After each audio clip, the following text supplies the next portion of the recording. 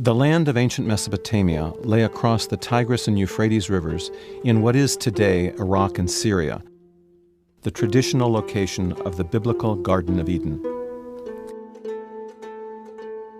It was and is a flat, desolate land made green by rivers, canals, and marshes. Yet from this unpromising landscape arose the foundation of Western civilization, including the world's first cities and the earliest known writing system. This story is about Ur, the traditional home of the biblical patriarch Abraham, and one of the most ancient of the southern Mesopotamian city-states. 3,300 years before the construction of the pyramids of ancient Egypt, Ur was already occupied. The modern name of the ancient site of Ur is Tel al-Mukayyar, which in Arabic means mound of pitch. The name comes from the monumental temple tower, which was made of baked mud bricks set into bitumen or pitch, a naturally occurring form of tar. In 1922, under the leadership of the little-known young archaeologist Charles Leonard Woolley, excavations jointly sponsored by the University of Pennsylvania Museum and the British Museum were initiated at the site of ancient Ur. The decision to excavate proved to be a fateful one.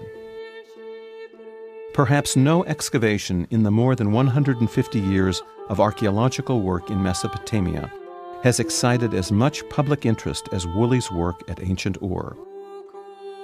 Woolley's excavations competed only with Howard Carter's discovery of the intact tomb of the boy pharaoh Tutankhamun for public attention. As a result of the extensive publicity, tourists from all parts of the globe, including European royalty and the author Agatha Christie, flocked to the remote site in the Iraqi desert. The artifacts which Woolley uncovered in his excavations at Ur were divided among the Iraq Museum in Baghdad, the University of Pennsylvania Museum, and the British Museum. The art you will see in this exhibition is from the University of Pennsylvania Museum.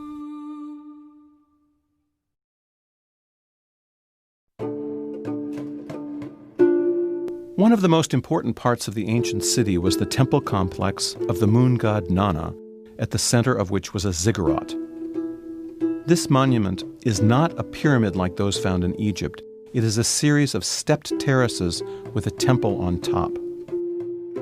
Woolley's recovery of Ur's ancient ziggurat and the complex of buildings around it was a remarkable find, but it paled in comparison with his discovery of the tombs of Ur's early kings and queens in 1927.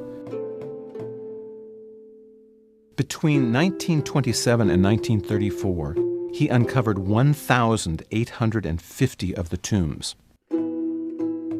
16 tombs stood apart from the others. Each contained an extraordinary wealth of artifacts and evidence of human sacrifices. Woolley called them royal tombs because he assumed they contained Ur's deceased kings.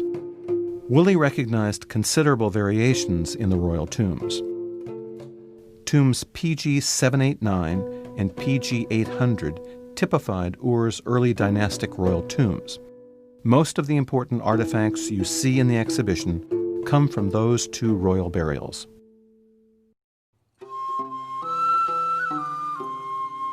PG 800 contained the body of a woman just under 5 feet tall and roughly 40 at the time of her death, whom Woolley identified as Queen Puabi.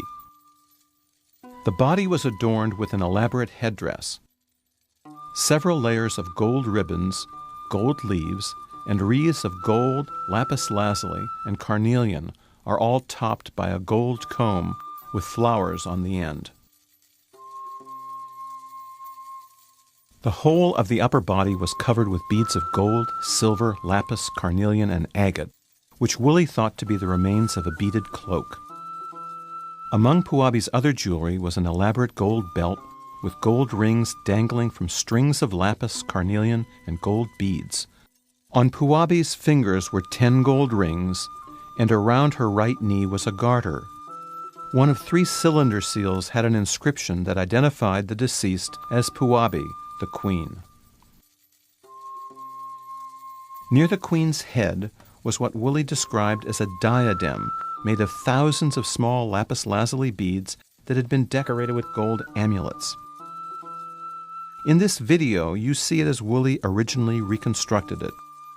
It may not have been a single piece of jewelry, but rather several different pieces.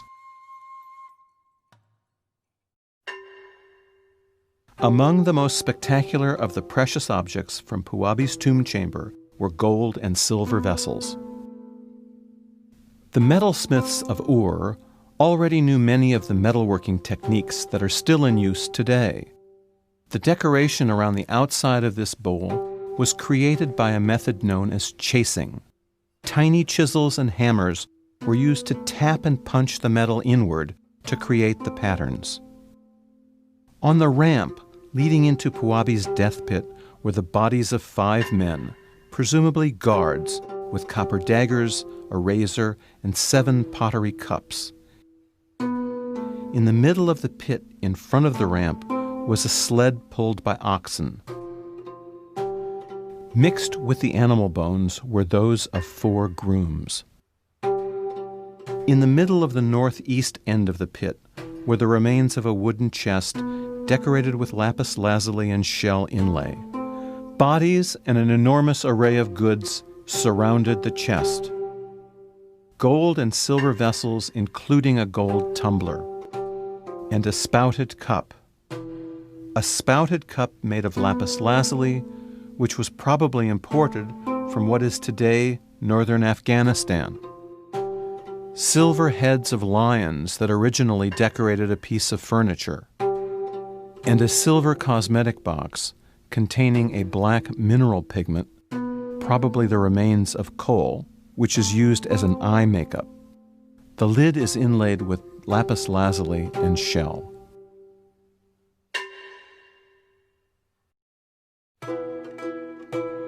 At the southwest end of PG 800's death pit lay the bodies of 13 women. The women, all of whom wore elaborate headdresses, had apparently been in 2 rows facing each other. Musical instruments were found with them. PG 789 and PG 800 provided the foundation for Woolley's accounts of what had happened at the death of Ur's kings and queens. Each man brought a little cup of clay or stone or metal, the only equipment required for the rite that was to follow. There must have been some kind of service at the bottom of the shaft. At least it is evident that the musicians played up to the last and that each drank from the cup. Either they brought the potion with them, or they found it prepared for them on the spot, and they composed themselves for death. This coil of metal is actually a silver hair ribbon that was found not on her head, but still held in the hand of a young girl. Woolley thought she might have been late getting ready for the death pit ritual, and so rushed to the cemetery with the ribbon in hand instead of on her head.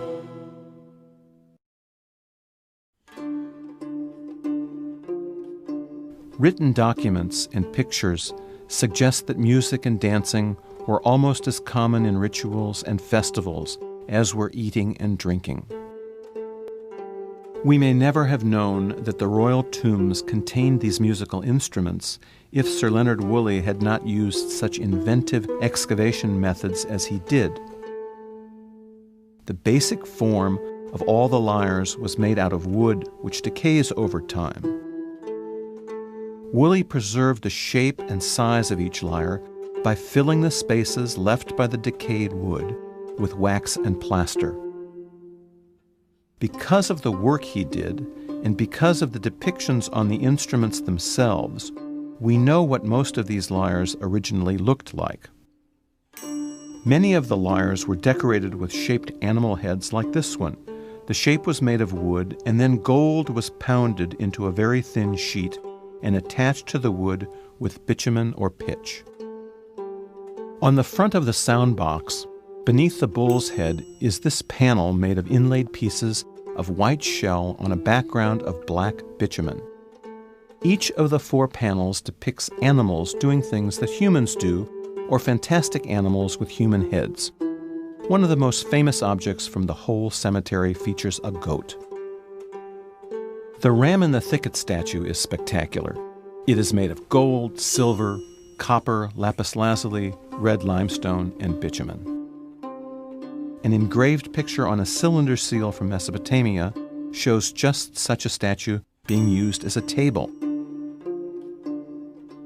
Along with musical entertainment, games were placed in the tombs for the enjoyment of the dead. While all of the board tiles here are of animals and plants, geometric patterns and rosettes were also very common.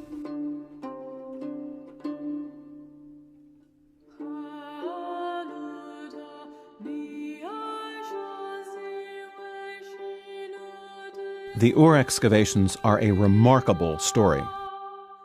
And Woolley's prize find, the early dynastic royal cemetery, is one of the greatest archaeological discoveries ever made.